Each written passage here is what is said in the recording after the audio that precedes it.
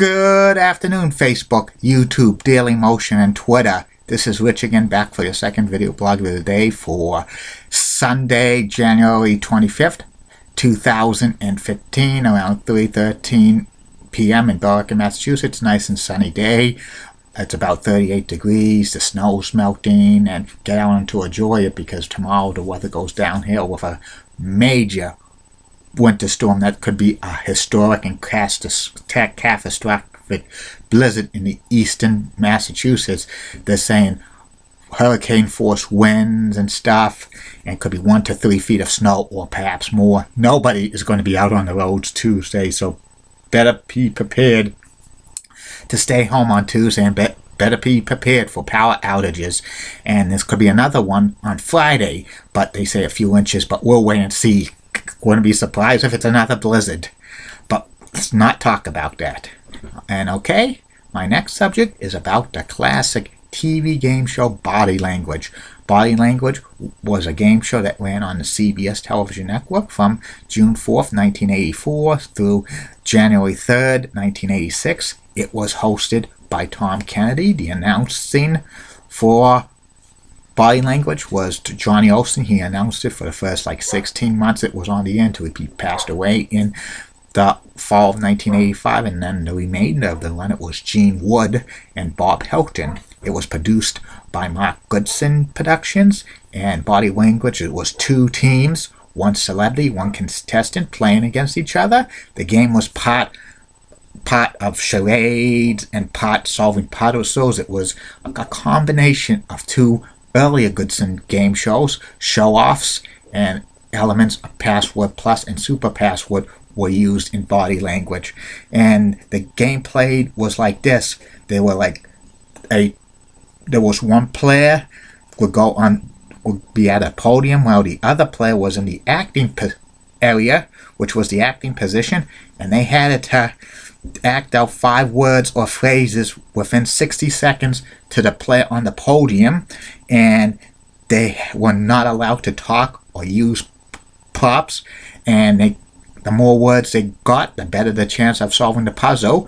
And if they talked or used props at any time, they were disqualified, and the other team had a free guess. And the more right answers they got, they went to the puzzle, which the puzzle had 7 words on it, and 5 out of the 7 were in part of the sentence, and they could use it on anyone which one was right.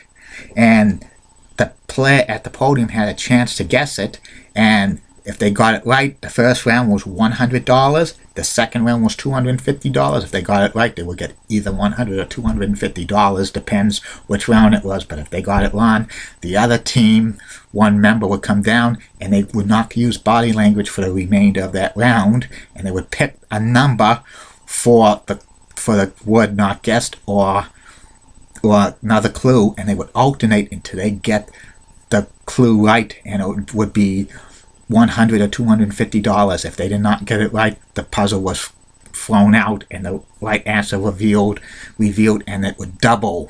But that happened very rarely. And during the second round, if a team got all 5 words within 60 seconds, it was a $500 bonus, but that was during the latter run of the series. And the first team to reach $500 in the gameplay won. If neither team reached $500 at the end of the 4th and final puzzle for $250, they would play a playoff round with no Body Language, and it would break the tiebreaker.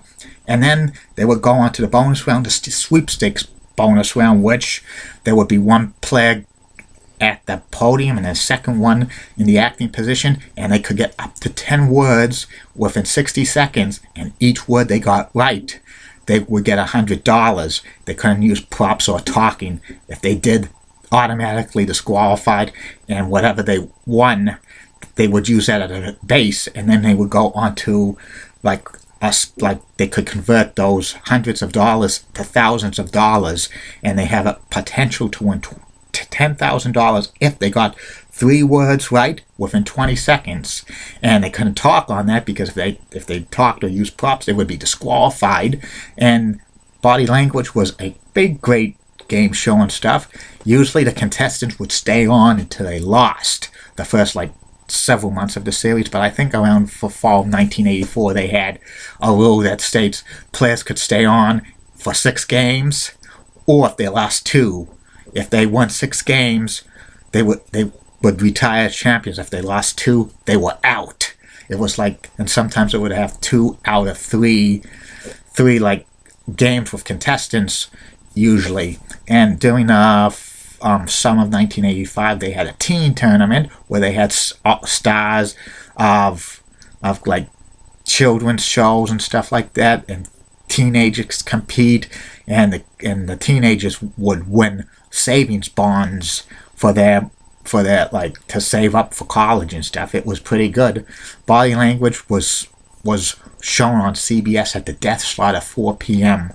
and some CBS affiliates showed it at noon or alternate times during the day. 4 o'clock for network programming didn't get a lot of affiliates clearance because they could show syndicated programming for more money and more advertising dollars. I know the CBS affiliate in Boston at the time, Channel 7, did not carry Body Language, so it was shown on WQTV 68.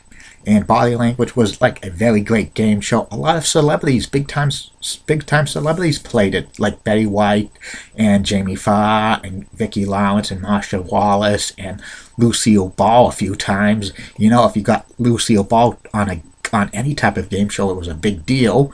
And also they got Charles Nelson Riley, who said that it was when he was on the show Body Language, that it should be changed to high blood pressure and stuff.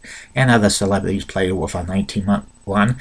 Body Language was a fun, great comedy game show, which, you know, combined it with like two like previous Goodson Todman game shows into one, which, you know, was pretty good. The bad thing is it only lasted 19 months because it got not a great time slot. But if it was in a decent time slot, I think Body Language could have been one of those game shows that could have been on around several years, in my opinion.